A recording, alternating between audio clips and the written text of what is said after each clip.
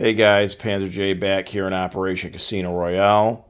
We're up to turn 6, so it's January of 1939.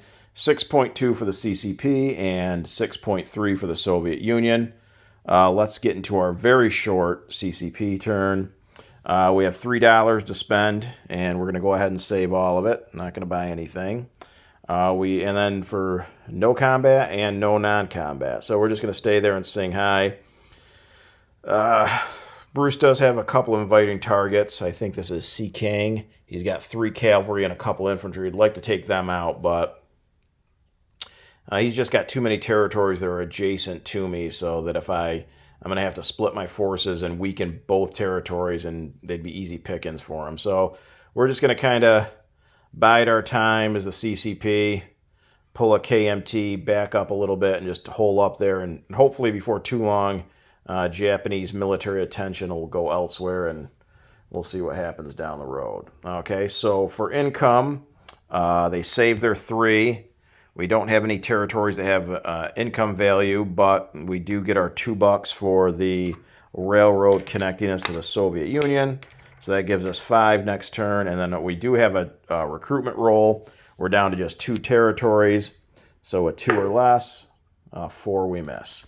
Okay, so that ends the CCP portion of the turn. Nothing changed as far as forces, so Singhai is exactly where it was at the end of turn 5. Okay, so on to the Soviet Union portion of the turn.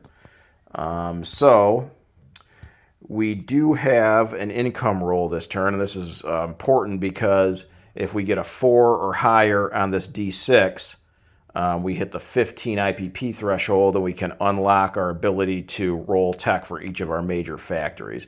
So we're going to go ahead and roll the income increase first. 6. There you go. Okay, so we jump from 11 to 17. Okay, and then we've now passed the 15 IPP threshold, so we can go ahead and roll for our tech for each major factory. We're sitting at 3 major factories: Leningrad, Royale, Kursk, and Moscow. Okay, so I already had set aside dice just in case we did get a 4 or higher. So we're going to go for advanced mechs, not on the board, 7 or higher. Jet fighters not on the board, 8 or higher, and rockets not on the board, 9 or higher, which, let me double check and make sure those are the 2 techs I need for technological superiority. Sorry for the delay. I'm pretty sure those are the 2, but let me just double check real quick. I don't want to roll for something I don't need any use for. Okay, yeah, jets and rockets give me a victory point. Okay, so those are going to be the other 2. Okay, so let's go ahead. Advanced mechs first at a 7 or higher. A 6 we miss. Rockets an 8 or higher. A 5 we miss. Or jet fighters, I'm at 8 or higher, we missed. And rockets a 12. So we got 1 out of 3. We got the hardest one, so I suppose that's not too bad. So let's go ahead and put rockets on the board. Okay, so on to purchases. The Russians have $18 to spend, and we're just going to spend 2 of it, upgrading 2 more infantry to motorized, so we save $16. Okay, we have no combat moves, just all non-combat. So let's go ahead up here. First in Kiev, and infantry is going to move down to southern Ukraine. We've got 3 cavalry in Royale, Kursk, 1, 2 to southern Ukraine. We've got 9 advanced mechs in Royale, Kursk, 1, 2 to southern Ukraine.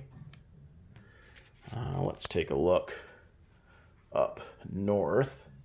Our 2 rail moves, we're going to rail these 2 light armor in Kola down to southern Ukraine. From Leningrad, I believe we're at an air base, but I don't think we need it. But yeah, we're at an air base. 1, oh, we might actually need this. 1, 2, I think we can fly over the Pripyat marshes, though. I'm pretty sure. So 1, 2, 3, 4. So the 2 fighters are going to land in southern Ukraine from Leningrad. So is the tactical, and so is the air transport carrying the paratrooper. Like I said, they're coming from an air base. So 1, 2, 3, 4 for the fighters. I'm pretty sure we can fly over the Pripyat marshes there. Okay, let's see, what else do we have? Here in Karelia, we've got a total of 5 infantry, and they're going to move. Oh, geez. Well, I'm not going to pick those up right now. But all 5 infantry are going to move 1 back to Leningrad. The 3 cavalry and Kola are going to go 1, 2 to Leningrad. And the 1 infantry and Kola is going to move down 1 to Karelia. I guess we'll get these out of the way here. Okay. So I think that is it. Our ships are staying put there. I guess we'll move this motorized in Smolensk. Will come down.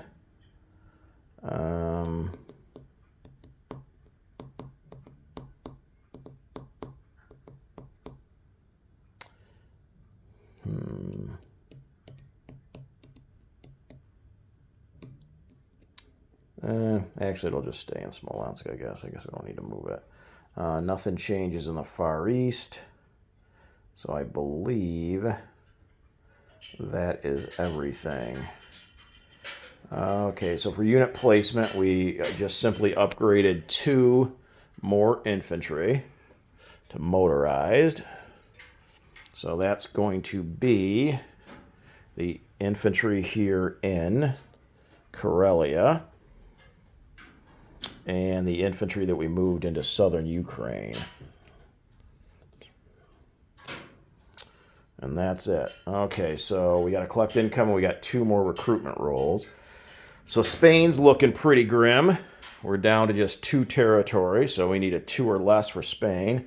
That's what we got here. So Spain, an 8 we miss. And then Mongolia, we got our 4 or less.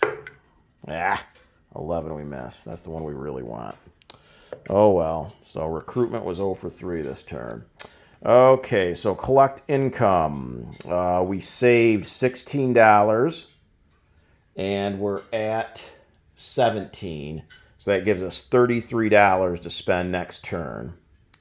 Okay, so let's do a unit recap. We've only got a couple of territories that changed, mostly Leningrad and southern Ukraine.